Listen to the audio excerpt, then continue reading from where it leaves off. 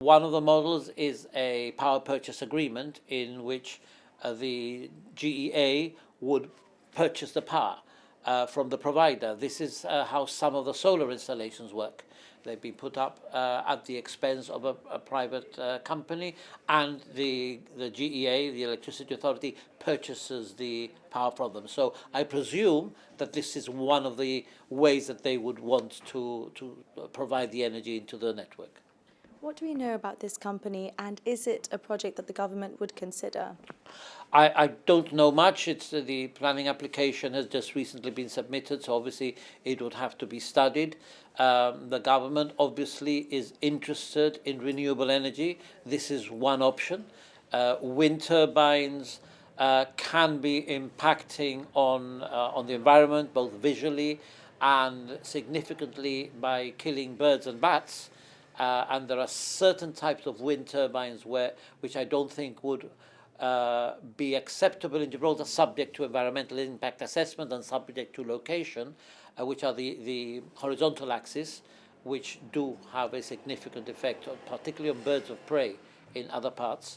The proposal, as I've seen it, is smaller vertical axis generators, which would be less impacting. Again, it would be subject to an environmental impact assessment, but these worry me much less than the large horizontal axis ones that we see around the place.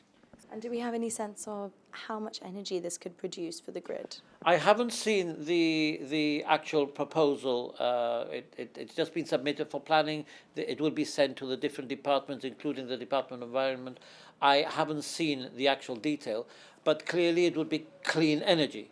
And therefore, however little or however much it produces, it will be replacing energy from fossil fuels, and therefore, purely from that angle, it would be beneficial.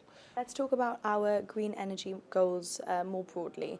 The climate change strategy, although I know that this is subject to change in the new year, it did state a goal of 20% renewable energy by this year.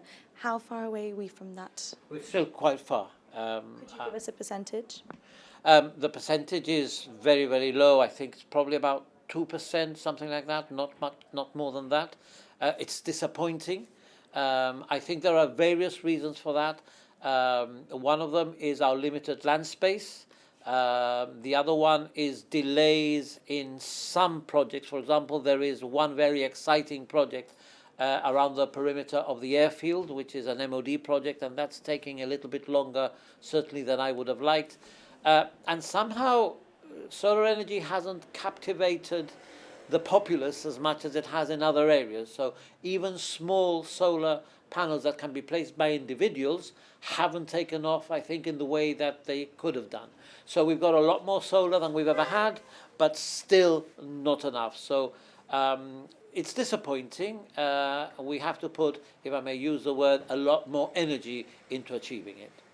So how is the government going to put more energy into achieving it? Or is it just a case of every time we don't reach our goals, we set them for a later date? No, I haven't ever set them. We may have to, but I haven't done that yet. No, we are working on this. We recently put out an expressions of interest. We have now identified companies that are able to go that way, and we are now assessing the different sites that we put forward in that expressions of interest, so that we can then call on these companies to install solar panels. So we are progressing it. It's taking a little bit longer than I would have liked, but we are progressing it, and we are intending to up the amount of solar in Gibraltar significantly.